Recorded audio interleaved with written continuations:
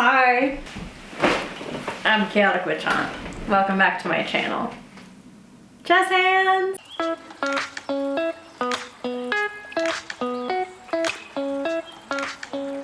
Anyways, today is a video that I've been wanting to do for a while. I don't know if it'll get a lot of views, and that's okay, because I'm not doing it for views. I'm doing it because this is something I'm passionate about. But today we are talking about epithets, and specifically the epithets of Diana, my goddess. So what exactly is an epithet? Epithet is a term that you'll definitely hear a lot in ancient Greek, ancient Hellenic practices, Hellenismos, Hellenic practitioners, Roman. Epithet in deity epithets. So it's technically an art of description. They're repeated in these works like swift-footed Achilles. They're written in verse. Epithet is associated with memory.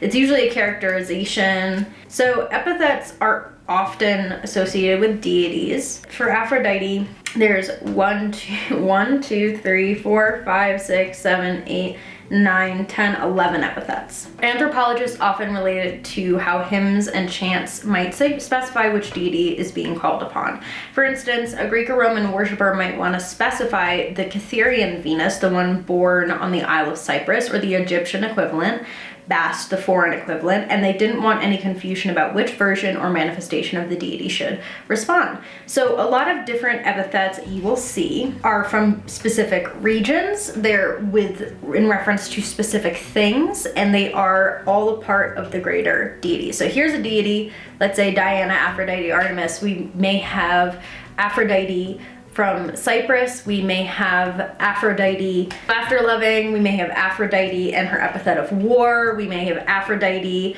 the high crowned. And so what you see is you see a lot of different epithets representing different aspects, to me, aspects of the deity or different regions in which they were worshipped. So Diana, typically seen as the same as Artemis. I talk about this a lot and why I see them as different in my video talking about worshiping Diana. But I do have a mass list of all of the epithets of Diana and their examples where they're the regions they are from, as well as whether it is my UPG that they are related to Diana. There's 2 in here that are more my UPG or written as epithets of Diana. So what Diana is, and I talk about this a lot, is she is a culmination of a lot of different goddesses in different ways, but she is still her own goddess. The earliest epithet of Diana would be Trivia, and she was referred to as such by Virgil and Catullus. The epithet rules over the triple ways. It can symbolize the paths hunters may encounter in the forest, lit only by the full moon. This symbolizes making choices in the dark without the light of guidance. So this caused her conflation with both Hecate and Proserpina or Persephone. Trivia is her original first ever epithet. It's the first time she was ever referred to. It's also the Roman epithet of Hecate.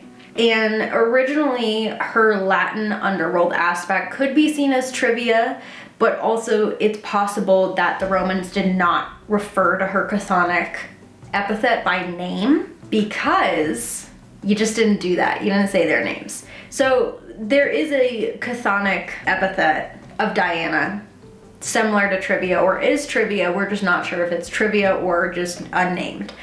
Diana at Nemi might also be plausibly connected with the darker chthonic version of the goddess.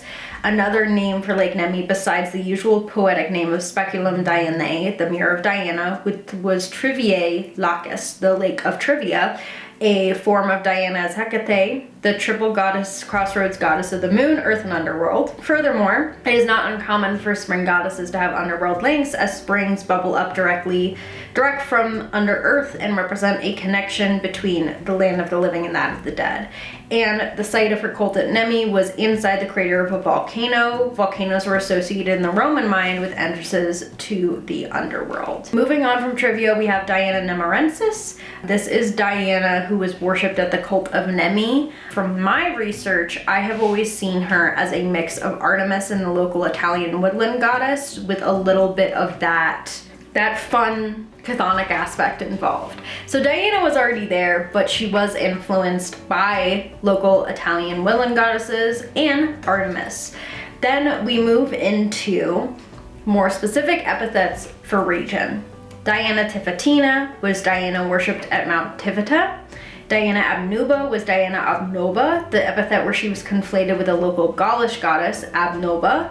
Diana Lucina or Juno Lucina was the helper of childbirth as a goddess of fertility and childbirth. She was conflated with Juno in this particular epithet. We also have Diana Lucifera. I have had issues finding information on Diana Lucifera. I think, or I did and I didn't write it down, that specifically means light bearer. Diana, the bringer of the light. So this would possibly be Diana, the bringer of light.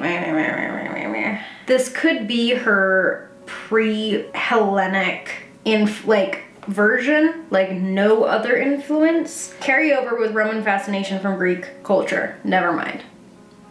So this is another epithet of her, kind of being influenced by Greek mythology. That's specifically Diana Lucifera. Moving on, we have more UPG areas. We have Deva Cornisha. I consider this to be the pre-Roman Latin name of Diana. The goddess Cornisha was pre-Roman and Roman and then assimilated into Italic and Roman Diana, also triple like the moon, earth, and hell. My only source for this was in Italian, so if you want to translate it, go ahead. But there was also some debate and some research articles I found that said that Deva Cornisha may also be the name for Juno, which wouldn't surprise me because Juno and Diana very often were like mingling. Also Egeria. Egeria was one of the triad with Diana and the forest god Virbius. Some have seen Egeria as an early aspect of Diana. They were both concerned with childbirth and healing, both associated with the very same ancient cult site at Nemi, and both, depending on the tale, considered to have Virbius as a consort. I always kind of see Egeria as the Italian woodland goddess, the Italian woodland nymph that influenced Diana. So in a way, she is before Diana, separate but also the same.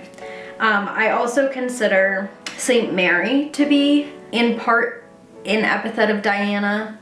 Not always, but sometimes. Specifically Saint Mary of the Woods or Our Lady of the Woods, or the Madonna of Goloro, which was found by Aricia, which is where Diana's original thing was found.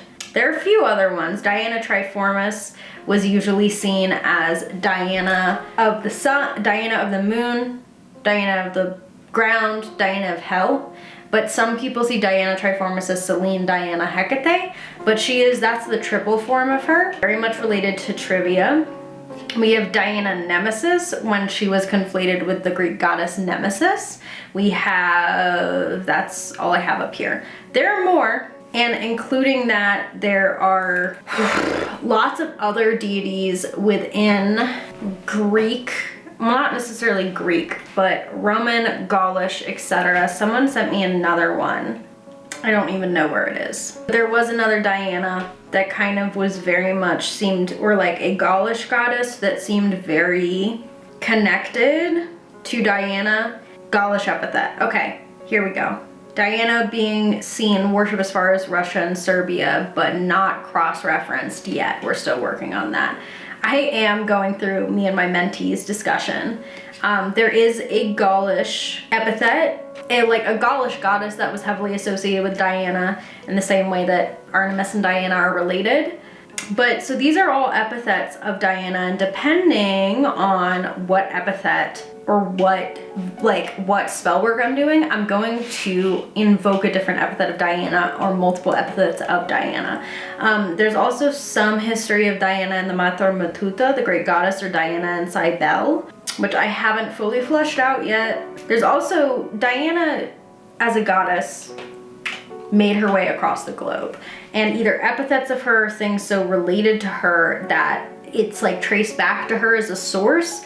It's kind of nuts, especially because she was mentioned in the Bible and they were like, ooh, Diana. So I always find it interesting that Artemis was one of Artemis's titles or epithets is considered Diana, when Diana herself does have some very strong Italic influences, especially from ideas of Egeria, of the Mater Matuta, etc. We can also see some epithets of Diana maybe in more modern folklore, as the Aradia, as Diana, Queen of the Fairies, Diana of the Moon, Diana, Mother of Aradia, those kind of ideas, Diana with her consort Lucifer. Those ideas from the Aradia and those folklores come kind of more modern. And that's the thing too, is once modern epithets can be formed by anyone, and then once worship and people believing it becomes folklore, it happens. And we're like, whoa, new Diana.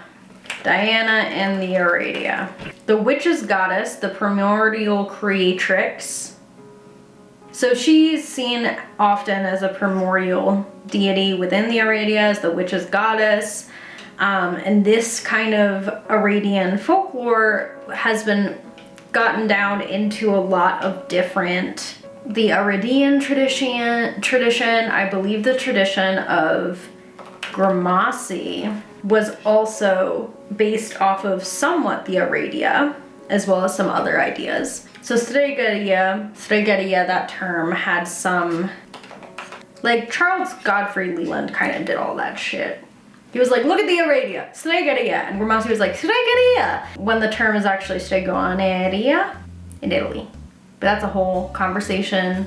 If you want me to do a whole video breaking down the different like channels of Italian witchcraft versus Italian folk magic and Reconstructionist traditions versus everything else, please let me know. I would love to do that. That sounds like a lot of fun. So Stregeria tradition, that was mostly, yeah, so some adherents to Stregeria celebrate the 8 holidays of the neo-pagan wheel of the year, while others celebrate Roman Catholic or the ancient Roman holidays. The Raven Grimassi, the architect of Stregeria, an Italian-American variant of modern pagan witchcraft. Yep. I will put some information on a lot of the different Italian folk witches being like, Stregeria is not a term you'll ever hear us use, and this practice doesn't look like ours, etc. But there are whole different books. It's not necessarily Italian traditional. Stregeria is not necessarily Italian traditional witchcraft, but it doesn't mean that it's not valid. You'll see a lot more folk magic than what you see in Grimassi and Leland's books. Anyways, back to Diana. That's my video on epithets. Thank you so much for watching. If you know of some epithets, let me know in the comments below.